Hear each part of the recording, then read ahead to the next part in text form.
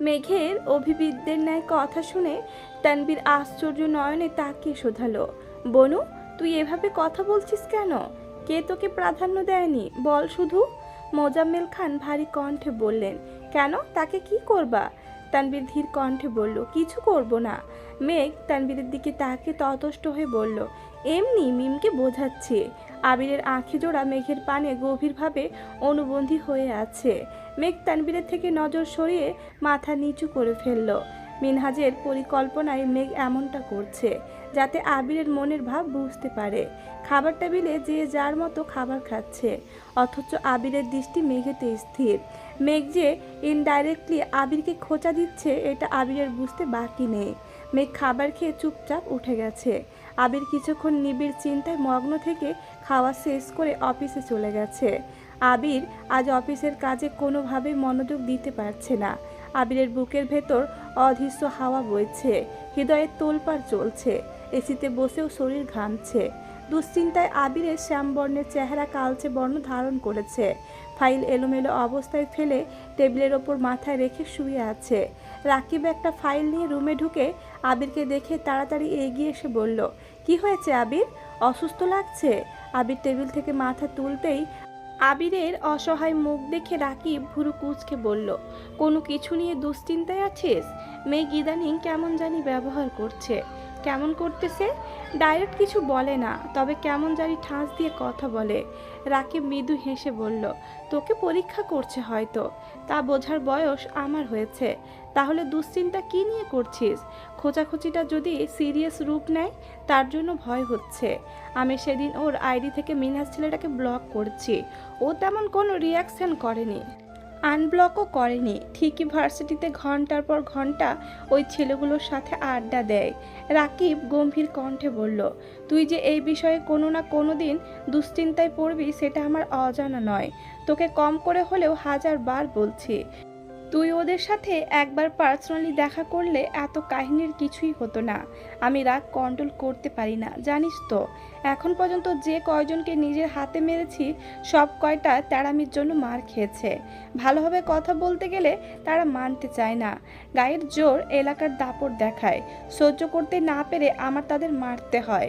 মিনহাজের সাথে দেখা করতে গেলে তারা যে সেম কাজটা করবে না তার কি গ্যারেন্টি আছে? তীব্র আক্রোশ থেকে দিব মার।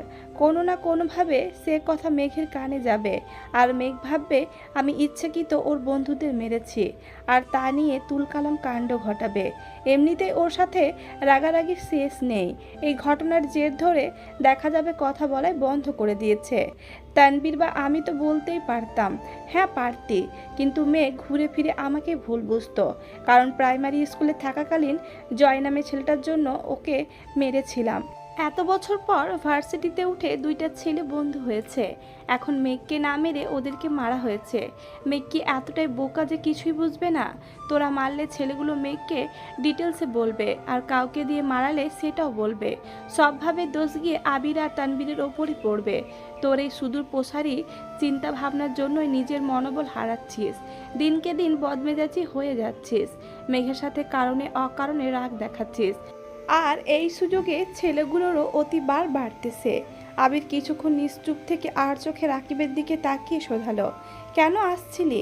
রাকিব সঙ্গে সঙ্গে ফাইল এগিয়ে দিল, বাড়তি কথা বাদ দিয়ে কাজে মনোযোগ দিল। অফিস শেষে আবির কিছু স্ট্রিট ফুড আর দুইটা আইসক্রিম বক্স নিয়ে বাসায় আসছে। মেঘ সোফায় লম্বা হয়ে শুয়ে টিভি দেখছিল। আবিরকে ঢুকতে দেখে তাড়াতাড়ি উঠে বসতে বসতে কাকে কল দিল। অপর পাশে কল রিসিভ করা মাত্রই মেঘ হাসি মুখে রাজ্যের গল্প শুরু করেছে। আবির খাবারগুলো ডাইনিংয়ে রাখতেই মিম আর আদি ছুটে গেল। আবির তীর্যকভাবে মেঘের দিকে তাকালো। আবির বাসায় আসছে বা খাবার নিয়ে আসছে সেদিকে মেঘের বিন্দু মাত্র খেয়াল নেই। সে তার কথা বলায় এতটাই মগ্ন যে আশেপাশে তাকানোর সময়ই নেই। আবির কপাল গুটিয়ে সিঁড়ির কাছে চলে গেছে। বাসায় যে যাই আনুক না কেন, প্রথম ডাকটা মেঘকেই দেয়, আর মেঘ খাবার পরিবেশন করে মিম আর আদিকে নিয়ে খায়। আজ মেঘ কথা বলছে দেখে মিম মেঘের জন্য খাবার নিয়ে আসছে। মেঘের দিকে এগিয়ে দিয়ে কিছুটা উঁচু স্বরে বলল, আপু নাও। মেঘ অন্যদিকে তাকিয়ে ধমকে স্বরে বলল, দেখছিস না কথা বলছি, এখন আমার এসব খাওয়ার সময় নেই। আবির সিঁড়ি থেকে সেই দৃশ্য দেখে রাগে ধপাধপ পা ফেলে রুমে চলে গেছে। মেঘ ধমকটা মিমকে দিলেও সেটা যেন আবিরের হৃদয়ে গিয়ে লাগছে। মেঘ আজ পর্যন্ত এমন কাজ কখনোই করেনি। বন্যারা কারোর সাথে কথা বললেও আবির তানবীর আসলে কথা শেষ করে কল কেটে দিত, অথচ আজ তার ভিন্ন রূপ। আবির চলে যেতে মেঘ গম্ভীর কণ্ঠে বলল, ফোন রাখ, এখন খাবো আমি। মিম ধমক খেয়ে মন খারাপ করে মেঘের জন্য আনা খাবার আবার নিয়ে গেছে। মেঘ তপ্ত স্বরে বলল, এই মিম, আমার ভাগ আমায় দিয়ে যা। মিম মন খারাপ করে বলল, তুমি না বললে তোমার এসব খাওয়ার সময় নাই? সময় ছিল না, এখন আমার অফুরন্ত সময়, সবগুলো আমার কাছে নিয়ে আয়। মিম খাবারগুলো মেঘের কাছে দিয়ে চলে যেতে নিলে মেঘ মিমের হাতে টান দিয়ে মেঘের পাশে বসিয়ে হেসে বলল, রাগ করছিস? সরি বাবু। মিম কিছু বলছে না দেখে মেঘ দুই হাতে মিমকে কাতুকুতু দেওয়া শুরু করলো। সহসা মিমের ছোট্ট দেহ কম্পিত হলো, নড়তে নড়তে বলল, আপু ছাড়ো। মেঘ হাসতে হাসতে বলল, তুই যতক্ষণ না হাসবি ততক্ষণ ছাড়বো না। কাতুকুতু সহ্য করতে না পেরে মিম হাসতে শুরু করলো। মেঘ সঙ্গে সঙ্গে কাতুকুতু দেওয়া থামিয়ে দিয়েছে। দুই বোন গল্প করতে করতে আবিরের আনা খাবারগুলো খেয়েছে। আদি নিজের ভাগের খাবার নিয়ে আগেই রুমে চলে গিয়েছিল। কিছুক্ষণ পর গল্প করতে করতে মেঘ মিমের উড়ুতে মাথা রেখে শুয়ে পড়েছে। মিম মেঘের চুলে হাত বুলিয়ে মৃদু স্বরে বলল, কি হলো আপু? মেঘ লাজুক হাসলো আর বলল, জানিস আমি একজনের প্রেমে পড়েছি। মিম উত্তেজিত কণ্ঠে চেঁচিয়ে উঠল, সত্যি? কার? মেঘ দুই হাতে মুখ লুকিয়ে বলল, বলা যাবে না, প্লিজ আপু বলো। কে সে? আছে কেউ একজন, পছন্দ করো? না, ভালোবাসি। আপু বলো না প্লিজ, খুব শিগগিরই বলবো। দোয়া কর যেন খুব তাড়াতাড়ি সফল হতে পারি। ফি আমানিল্লাহ। আবির রুমে ঢুকে ডাইরেক্ট ওয়াশরুমে চলে গেছে। প্রায় 1 ঘন্টা যাবৎ ওয়াশরুমে ঝর্ণার নিচে দাঁড়িয়ে আছে। ক্রোধে দুই চোখ রক্তাভ হয়ে আছে। মনে হচ্ছে শরীরে রক্ত টকবক করে ফুটছে। কপালের দুই পাশে রগ দুটা অবিরাম কাঁপছে। মস্তিষ্কে রক্ত সঞ্চালন বেড়ে গেছে। ঘণ্টাখানেক পর ওয়াশরুম থেকে বেরিয়ে ভেজা শরীরে একটা ট্রাউজার আর টি শার্ট পরে নিচে আসছে। মেঘ তখনও মিমের কোলে মাথা রেখে খুশ গল্পে মেতে আছে। আবিরকে নামতে দেখে মেঘ তৎক্ষণাৎ উঠে বসলো। আবির নিচে এসে ওদের পাশের সোফায় বসেছে। আবিরকে দেখে মিম নড়ে চড়ে বসলো। আবির দুই হাত দুই দিকে ছড়িয়ে সোফায় হেলান দিয়ে বসলো। হাতের লোমের গোড়ায় এখনো বিন্দু বিন্দু পানি জমে আছে। ভেজা চুলগুলো কপাল ঢেকে ভুরু থেকেও নেমে পড়েছে। চুলের আগা থেকে অবিরত মুক্তোর মতো পানির বিন্দু আবিরের টি শার্টে পড়ছে। মেঘ এক পলকের জন্য তাকাতেই সর্বাঙ্গে কারেন্টের ন্যায় শক লাগলো। সঙ্গে সঙ্গে বুকের ভেতর ধুকপুক শুরু হয়ে গেছে। মেঘ চোখ সরিয়ে নিয়েছে। আবির মিমকে উদ্দেশ্য করে বলল, রুম থেকে আমার ফোনটা নিয়ে আয়। কথাটা বলা মাত্রই মিম উঠে গেছে। মেঘ সোফার কর্নারে গুটিসুটি মেরে বসে আছে। মিম যেতে মেঘ তাড়াতাড়ি করে ফোন হাতে নিয়ে কি যেন করতে লাগলো। আবির নীরের দৃষ্টিতে মেঘের পানে চেয়ে আছে। মেঘ ফোন চাপতে পারছে না, ভয়ে হাত কাঁপছে। আবির গম্ভীর কণ্ঠে বলল, তোর কি মনে হচ্ছে না তুই প্রাপ্ত স্বাধীনতার অপব্যবহার করছিস? মেঘ চিবুক নামিয়ে চুপচাপ বসে আছে। মেঘের নিস্তব্ধতা আবিরের রাগ দ্বিগুণ বাড়িয়ে দিয়েছে। আবির রেগে বলল, কথা বলছিস না কেন? মেঘ কিছু না বলে উঠে যেতে নিলে আবির রাগান্বিত কণ্ঠে হুঙ্কার দিল, আমি তোকে কিছু জিজ্ঞেস করছি মেঘ, কথা কানে যায় না তোর? মেঘ কাঁপা কাঁপা কণ্ঠে বলল, আমার একটা ইম্পর্টেন্ট কল আসছে। বলেই মেঘ কল রিসিভ করে কানে ধরতে ধরতে সিঁড়ি দিয়ে উঠে গেছে। মেঘের কথাটা আবিরের মনে আগুনে ঘি ঢালার মতো কাজ করেছে। আবির ভুরু যুগল নাকের গোড়ায় টেনে তীক্ষ্ণ দৃষ্টিতে মেঘের গমন পথে তাকিয়ে রইল। আকস্মাৎ পাশে রাখা একটা ফুলদানি দাওয়ালে এক প্রকার ছুঁড়ে মারল। শব্দে মেঘের পা সেকেন্ডের জন্য থমকে গেছে। তবুও তা বুঝতে না দিয়ে রুমের দিকে চলে গেছে। মিম ফোন নিয়ে নিচে আসছে। ফোন আবিরকে দিতে গিয়ে আবিরের রক্তলাল আঁখি যুগল দেখে ভয়ে ঢোক গিল। কোনো রকমে ফোন দিয়ে দৌড়ে আম্মুর রুমে চলে গেছে। আবির সেই যে বেরিয়েছে, সারা রাতেও বাসায় ফেরেনি। মেঘ অপেক্ষা করতে করতে বেলকনিতে ঘুমিয়ে পড়েছিল। ভোরবেলা হঠাৎ ঘুম ভাঙতে মেঘ থতমত খেয়ে ওঠে। তাড়াতাড়ি রুম থেকে বেরিয়ে আবিরের রুমে গেল। আবির রুমে নেই দেখে মেঘের বুক কেঁপে উঠেছে। ভোরবেলায় বাসার বাহিরে গিয়ে দেখে আসছে আবিরের বাইক আছে কিনা। এত সকালে কি করবে কিছুই বুঝতে পারছে না। আবিরকে কল দেওয়ার মতো সাহসও পাচ্ছে না। সকাল 7টা থেকে মেঘ খাবার টেবিলে বসে আছে। আবির ফিরলে যেন দেখতে পারে, কিন্তু আবিরের ফেরার নাম গন্ধ নেই। সবাই খেতে বসছে। আবির নেই দেখে আলী আহমেদ খান প্রশ্ন করলেন, আবির কোথায়? ওঠেনি? তানবীর গলা খাখারি দিয়ে ধীর কণ্ঠে বলল, ভাইয়া রাকিব ভাইয়াদের বাসায়। কেন? অফিসের কাজে গেছিল, রাতে আর ফেরেনি। আলী আহমেদ খান ভারী কণ্ঠে বললেন, কাজ কাজের জায়গায় থাকবে, তার সাথে বাসায় না ফেরার কি সম্পর্ক? তানবীর আর কিছু বলল না। বড় আব্বুর সাথে যুক্তিতে সে কোলাতে পারবে না, তার থেকে কথা না বলাই শ্রেয়। মেঘ নিস্তব্ধ আঁখিতে তানবীরের দিকে তাকিয়ে আছে। মেঘ স্পষ্ট বুঝতে পারছে আবির ভাই তার উপর রাগ করেই বাসা থেকে চলে গেছেন। বাসার মানুষ যাতে চিন্তা না করে তার জন্য তানবীর ভাইয়া কাজের কথা বলেছেন। মেঘ অল্প খেয়ে রেডি হয়ে ভার্সিটিতে চলে গেছে। রাতে ঠিকমতো ঘুম না হওয়ায় মেঘের চোখ ঘুমে টলছে। অর্ধ ঘুমে থেকেই ক্লাসগুলো শেষ করেছে। ক্লাস শেষ হতেই বন্যা শোধালো, কিরে তুই রাতে ঘুমাসনি? চোখ ফুলে আছে কেন? ঘুমাইছি অল্প। লিজা এসে উত্তেজিত কণ্ঠে বলল, কি রে বান্ধবী, কি অবস্থা? কি অবস্থা হবে? এর মধ্যে মিনহাজ, তামিম, সাদিয়া, মিষ্টিও আসছে। মেঘ নিরেট কণ্ঠে জানালো, আমি তোদের কথা আর শুনতে পারবো না। সাদিয়া ভুরু কুচকে বলল, কেন? মেঘ ধমকের স্বরে বলল, আজকে তোদের কথা মতো কাজ করতে গিয়ে আমার আবির ভাই বাসা থেকে চলে গেছেন। সারা রাত বাসায় ফিরেনি। আমি বেলকনিতে বসে থাকতে থাকতে ওখানে ঘুমিয়ে পড়েছি। বন্যা ধীর কণ্ঠে বলল, মেঘ তোকে আগে সাবধান করেছি, তুই আমার কথা কানেই তুলছিস না। আবির ভাইকে তুই চিনিস না। ওরা নাচতেছে আর তুইও তাতে তাল দিচ্ছিস। এখনো সময় আছে, এসব বাদ দে। উনি মনের ভাব প্রকাশ করতে না চাইলে শুধু শুধু ওনাকে জোর করিস না প্লিজ। পরে দেখবি ভালোর বদলে উল্টো খারাপ হবে। মেঘ কিছু বলার আগে মিনহাজ গম্ভীর কণ্ঠে বলল, এই বন্যা তুই থামবি? মেঘ তুই একদম ঠিকঠাক রাস্তায় যাচ্ছিস, বন্যার কথায় কান দিস না। উনি যদি তোকে পছন্দ করে তাহলে উনি প্রকাশ করবে, আর পছন্দ না করলে ডাইরেক্ট চ্যাপ্টার ক্লোজ। এভাবে ঝুলে থাকার কোনো মানে হয় না, বুঝলি? সাদিয়াও সঙ্গে তাল দিল, হ্যাঁ সত্যিই তো। মেঘ ওনাকে এত পছন্দ করে, উনি কি এসব বুঝে না, নাকি বুঝেও না বোঝার ভান নেয়? সবটা ক্লিয়ার করা প্রয়োজন। ওনার মনে কি চলে তা জানলে মেঘ সঠিক সিদ্ধান্ত নিতে পারবে। বন্যা ভরা গলায় বলল, তোরা বোঝার চেষ্টা কর। মেঘ তোদের মতো এত বুঝদার আর স্ট্রং নয়। উল্টাপাল্টা আচরণ করলে আবির ভাই মেঘকে মেরেই ফেলবে। মিনহাজ রাগী স্বরে বলল, কোন অধিকারে মারবে? কার এত সাহস যে মেঘের গায়ে হাত তুলবে? মেঘ তোকে কিছু বললে তুই শুধু আমায় বলবি, বুঝলি? বন্যা উপহাসের স্বরে বলল, তোকে দাপট দেখাতে আগে নিষেধ করেছিলাম। তুই আবির ভাইয়ার সম্পর্কে জানিস না, তাই দয়া করে চুপ থাক। মেঘ তুই তো ওনাকে চিনিস, প্লিজ আমার কথা মান। ওদের কথা মতো এমন কাজ করিস না প্লিজ। মেঘ নিরুপায় হয়ে সবার দিকে তাকালো। একদিকে বন্যা বারণ করছে, অন্যদিকে বাকি সবাই বলছে মেঘ যা করছে একদম ঠিক করছে। অন্যদিকে আবির ভাই রাগে বাসা থেকে চলে গেছেন। মেঘ এখন কি করবে? মিনহাজ ফটাফট বলা শুরু করলো, দেখ মেঘ, উনি তোর আচরণে রেগে বাসা থেকে চলে গেছে, মানে ওনার মনে কিছু একটা আছে। এখন সেটা আমাদের প্রকাশ করাতে হবে। মাঝপথে ছেড়ে দিলে তুই জীবনেও তোর কাঙ্ক্ষিত কথা জানতে পারবি না।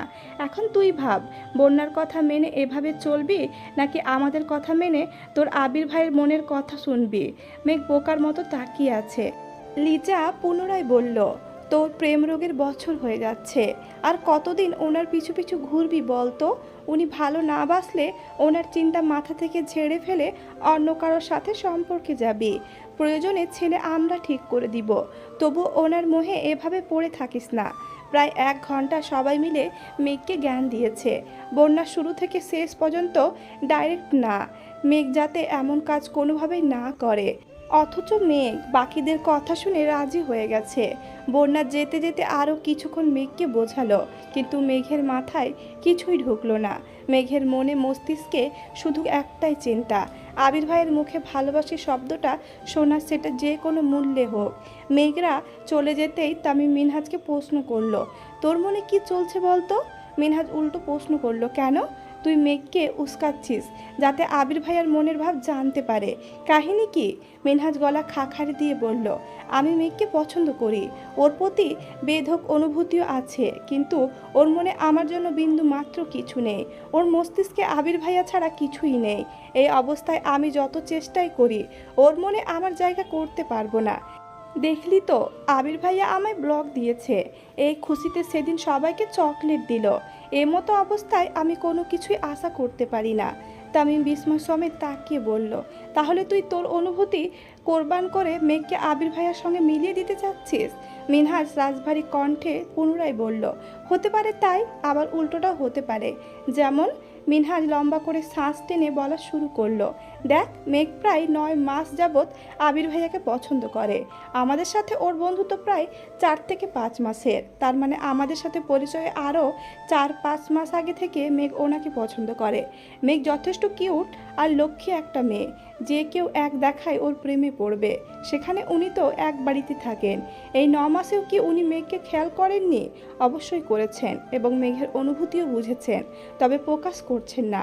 কেন? হতে পারে ওনার জীবনে অন্য কেউ আছে, উনি তার সাথে কমিটেড। আবার মেঘের প্রতিও ওনার সফট কর্নার আছে। এই জন্য আমি মেঘের মাধ্যমে আবির ভাইয়াকে উস্কাচ্ছি। এই সুযোগে মেঘের সাথে আমার রেগুলার কথা হচ্ছে এবং সম্পর্ক গাঢ় হচ্ছে। বাই চান্স আবির ভাই রেগে মেঘের ওপর রিয়েক্ট করলে মেঘ আমাকে বলতে আসবে, তখন আমি ওকে বুঝিয়ে শুনিয়ে আমার দিকে আকৃষ্ট করব। তামিম শুকনো ঢোক গিলে বলল, ভাবতে অবাক লাগছে, তুই আমার বন্ধু, এত চিকন বুদ্ধি নিয়ে ঘুমাস কিভাবে? মিনহাজ খিক খিক করে হেসে উঠল। হাসতে হাসতে বলল, তুই বলছিলি না ওনারা ইচ্ছাকৃত ওনাদের অবস্থান বোঝাতে আমাদের মেঘের বার্থডেতে ডেকেছিল? আবির ভাইয়া প্ল্যান করতে পারলে আমি কেন পারবো না? আর যদি আবির ভাই মেঘকে ভালোবাসি বলে দেন, তখন কি করবি? তখন মেঘের চিন্তা মাথা থেকে ঝেড়ে ফেলবো। তবু বিষয়টার সমাধান হওয়া দরকার। সপ্তাহ কেটে যাচ্ছে, অথচ মেঘের ব্যবহার অপরিবর্তিত। আবিরকে এড়িয়ে চলা, আবিরকে দেখিয়ে দেখিয়ে ফোনে কথা বলা, ইচ্ছেকৃত খোঁচানো, সবই চালাচ্ছে। আবির 2-1 বার মেঘের সঙ্গে কথা বলতে চেয়েছে, কিন্তু মেঘের ব্যস্ততা আর পাত্তা না দেওয়ায় আবির আর কিছু বলেনি। মেঘকে মেঘের মতোই ছেড়ে দিয়েছে। তানবিরাজ এমপির সাথে একটা প্রোগ্রামে ব্যস্ত, সকালে না খেয়ে বেরিয়েছিল। আবির দুপুর পর্যন্ত আব্বুর অফিসের কাজ শেষ করে বিকেলে নিজের অফিসে আসছে। গুরুত্বপূর্ণ একটা মিটিং আছে, সকালে থাকতে পারবে না বলে মিটিং বিকালে রেখেছিল। ইদানিং মেঘের উড়নচণ্ডী চলাচলে আবিরের মনের সাথে সাথে কাজেও তার প্রভাব পড়ছে। মিটিং গত সপ্তাহে হওয়ার কথা ছিল, আবির সেটা পেছাতে পেছাতে আজ পর্যন্ত টেনে এনেছে। আব্বু চাচ্চুর সামনে স্ট্রংভাবে কাজ করলেও নিজের অফিসে এসে সম্পূর্ণ ভেঙে পড়ে। আজ নিজেকে শক্ত রাখতে ফোন বন্ধ করে ড্রয়ারে রেখে দিয়েছে। নিজের রুম ছেড়ে ল্যাপটপ নিয়ে রাকিবের রুমে কাজ করছে। রাসেল দুপুর পর্যন্ত অফিস করেছে। আজ তার গার্লফ্রেন্ডের জন্মদিন, তাই দুপুরের দিকে চলে গেছে। প্রায় 2 ঘন্টা আবিরদের মিটিং চলল। মিটিং শেষে রাকিব বের হতে হতে পকেট থেকে ফোন বের করতেই দেখলো রাসেল 10 বার কল দিয়েছে। রাকিব কল ব্যাক করতেই রাসেল আতঙ্কিত কণ্ঠে বলল, ওই আবির কই? আবিরকে তাড়াতাড়ি নেটে আসতে বল। কেন, কি হয়েছে? তুই আবিরকে বল, বলে রাসেল ফোন কেটে দিয়েছে। রাকিব আবিরকে বলা মাত্রই আবির রুমে গিয়ে ফোন খুলে নেটে ঢুকতেই রাসেলের মেসেজ আসছে, সাথে ছবিও। ছবিতে চাপ দিতেই দেখলো মিনহাজ বেশ কয়েকটা লাল গোলাপ হাতে হাঁটু গেড়ে বসে মেঘের সামনে ফুল ধরে রেখেছে। মেঘ ফুলগুলোর দিকে তাকিয়ে আছে। বন্যা, মিষ্টি, সাদিয়া, লিজা, তামিম সবাই পাশে দাঁড়ানো। ছবিটা দেখা মাত্রই আবির ধপ করে চেয়ারে বসে পড়েছে। রাকিব ক্লায়েন্টদের সাথে কথা বলায় ব্যস্ত। আবির কয়েক মুহূর্তের মধ্যে বাইকের চাবি নিয়ে বেরিয়ে যাচ্ছে। রাকিব পেছন থেকে ডেকে বলল, কোথায় যাচ্ছিস? আবির উত্তর না দিয়ে বেরিয়ে গেছে। রাসেলকে কল দিয়ে জায়গাটা জেনে দ্রুত পৌঁছালো সেখানে। মেঘদের কাছাকাছি গিয়ে বাইকে ব্রেক কষলো। মেঘরা সবাই গোল মিটিং করে বসে চা খাচ্ছিল। মিনহাজের হাতে এখনও এক গুচ্ছ লাল গোলাপ। রাসেল আর তার গার্লফ্রেন্ড কিছুটা দূরেই বসেছিল। আবির মেঘদের কাছে আসতে সবাই মাথা উঁচু করে তাকালো। চায়ের কাপ সাইডে রেখে সবাই একসাথে দাঁড়ালো। মেঘ আবিরের শ্যামবর্ণের চেহারার পানে চেয়ে আছে। সহসা হৃৎপিণ্ডের ধুকপুকানি বেড়ে গেছে, সাথে মনের ভেতরের খুঁজখুঁজ লেগেই আছে। আবির চোখ বুজে দীর্ঘ শ্বাস ছেড়ে 2 কদম এগিয়ে মেঘের ঠিক সামনে গিয়ে দাঁড়ালো। মেঘ কিয়ৎক্ষণ আহাম্মকের মতো চেয়েই রইল, কিছুই বলল না। আবির প্রখর নেত্রে মেঘের চোখের দিকে তাকিয়ে বাজখাই কণ্ঠে প্রশ্ন করল, এখানে কেন আসছিস? মেঘের অনিচ্ছা সত্ত্বেও ঠোঁটে মিষ্টি হাসি রেখে স্বাভাবিক কণ্ঠে বলল, আড্ডা দিতে। আবির পুনরায় প্রশ্ন করল, শুধুই আড্ডা দিতে? জি। মেঘের কণ্ঠস্বরে নিরুত্তাপ ভাব দেখে আবিরের মেজাজ চরম লেভেলের খারাপ হচ্ছে। বারবার চোখে সেই ছবিটা ভাসছে। আবির রাগান্বিত কণ্ঠে বলল, সত্যি কথা বল মেঘ। মেঘ নিরু উত্তর। মিনহাজ স্বাভাবিক কণ্ঠে বলল, ভাইয়া মেঘ কিছু বলবেন না। আবির ঘাড় ফিরিয়ে রক্তাভ চোখে তাকালো মিনহাজের দিকে, কণ্ঠে অগ্নি ঢেলে হুঙ্কার দিয়ে উঠল, স্টপ ইয়োর মাউথ। আমি তোমার সঙ্গে কথা বলতে এখানে আসিনি। আজ আমার আর মেঘের মাঝে কেউ একটা টু শব্দ করলে তার লাশ পড়বে এখানে। আবিরের লাল চোখ জোড়া দেখে মিনহাজ দৃষ্টি নামিয়ে নিল। বন্যাসহ সবাই মাটির দিকে তাকিয়ে আছে। আবিরের হুঙ্কারে ভয়ে সবকটা কাঁপছে। ওদের অবস্থা দেখে আবির নিজেকে শান্ত করার ব্যর্থ চেষ্টা করলো, কিন্তু ভেতরের ক্রোধের কাছে হার মানতে বাধ্য হলো। আবিরের এমন কাণ্ডে মেঘ অবাক চোখে তাকিয়ে আছে। তীর তীর করে কাঁপছে ঠোঁট, বুকের ভেতর হৃৎপিণ্ডটা দিক বিদিক ছুটছে, ভয়ে ঢোক গিলল। আবির মেঘের চোখে চোখ রেখে কণ্ঠ 4 গুণ ভারী করে শোধালো, তুই ওই ছেলেকে পছন্দ করিস? হ্যাঁ কি না? মেঘ নীরের দৃষ্টিতে আবিরের দিকে তাকিয়ে আছে, বারবার ঢোক গিলছে, কিছু বলতে পারছে না। মেঘ সহসা তাকালো ওদের দিকে। মিষ্টিরা চোখে ইশারা দিয়ে হ্যাঁ বলতে বলল। আবির ভাইয়ের মনের কথা জানার এর চেয়ে উত্তম উপায় আর নেই। মেঘের শ্বাস আটকে যাচ্ছে, শ্বাসনালীতে তুফান চলছে। কি করে বলবে এত বড় মিথ্যাটা? আবির মেঘের বাহুতে চেপে ধরে বাজখাই কণ্ঠে চিৎকার করলো, তাকা এদিকে। মেঘের দেহ আবারও কম্পিত হলো, সঙ্গে সঙ্গে তাকালো আবিরের চোখের দিকে। রক্তাভ 2 চোখ থেকে যেন আগুন বের হচ্ছে। সে আগুনের মেঘের হৃদয় পুড়ে ছারখার হয়ে যাচ্ছে। মিনহাজদের শেখানো প্রতিটা কথা মেঘের মাথায় ঘুরছে। আবির ভাইয়ের মনের কথা জানতে হলে মিথ্যাটা বলতেই হবে। মেঘ ঢোক গিলে ফস করে শ্বাস ছেড়ে গম্ভীর কণ্ঠে বলল, হ্যাঁ। আবির সহসা মেঘের বাহু ছেড়ে দিয়েছে। কয়েক মুহূর্ত মেঘের চোখের দিকে তাকিয়ে রইল, কপাল ঘামছে। আবির হাত দিয়ে কপালের ঘাম মুছে ঘুরে গিয়ে বাইকে বসে বাইক স্টার্ট দিল। রাসেল আবিরকে থামানোর অনেক চেষ্টা করেছে, কিন্তু আবির বাইক থামানোর অবস্থায় নেই। আবির চলে গেছে। মেঘ আকস্মাৎ মাথা ঘুরে পড়তে নিলে বন্যা তাড়াতাড়ি মেঘকে জড়িয়ে ধরে। আবিরের সামনে মেঘ যতই শক্ত কণ্ঠে কথা বলুক না কেন, ভেতরের কম্পনের কাছে সব হার মানতে বাধ্য। মেঘ অজ্ঞান হয়ে বন্যার কোলে শুয়ে আছে। মিষ্টিরা পানি এনে মেঘের চোখে মুখে পানি ছেটাচ্ছে। এর মধ্যে রাকিব আসছে।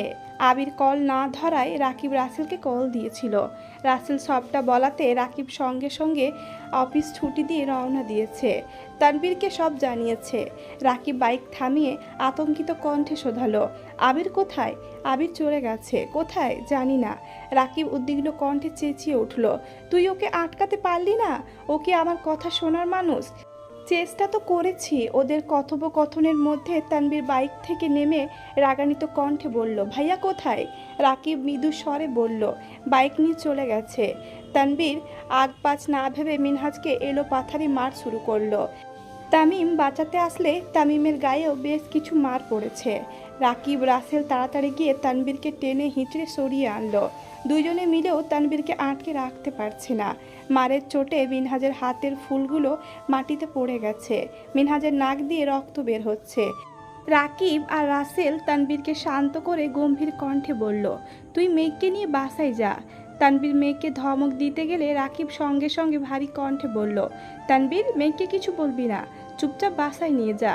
তানবীর দীর্ঘ শ্বাস ছেড়ে বন্যার দিকে এক পলক তাকালো। রাগ আর ক্রোধ যেন বেরিয়ে আসতে চাইছে।